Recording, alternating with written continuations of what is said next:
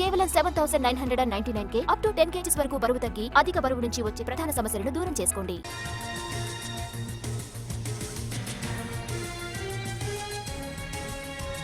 తిరుమల శ్రీవారి దర్శనంలో artificial intelligence వినియోగంపై మాజీ సీఎస్ ఎల్వి సుబ్రహ్మణ్యం సంచలన వ్యాఖ్యలు చేశారు.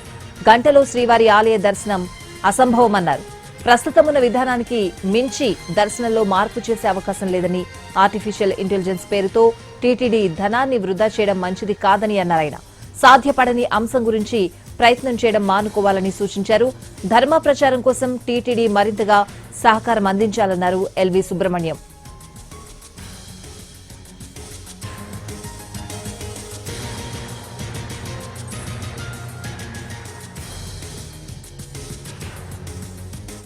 తిరుమలలో దర్శనాన్ని 3 గంటల లోపల గంట లోపల చేయించగలుగుతాము అనే ఒక ఆలోచన విధానం గురించి మాట్లాడారు భక్తులు.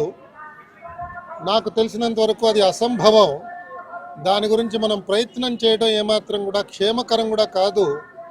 ఎంత ఆర్టిఫిషియల్ ఇంటెలిజెన్స్ మన మానవుడు తన శక్తితో దాన్ని గ్రహించినా కూడా మనకు అనేక పరిమితులు ఉన్నాయి ఆలయంలో. కొన్నిసార్లు భక్తులకి సౌకర్యం కల్పిద్దామని చెప్పి పెద్దలు ఆ విధంగా ఆలోచన చేసి వ్యక్తపరిచారు. కానీ అది ఆచరణ అసంభవం అని చెప్పి నేను సవినయంగా వారికి మనవి చేస్తూ ఆ ఆలోచనని దయచేసి విరమించుకుని దాని గురించి అనవసరంగా ధనాన్ని వ్యయం చేయకుండా వచ్చిన భక్తులకి ఇవాళ జరిపిస్తున్న దర్శన సమయం కూడా అందరికీ ఆమోదమే.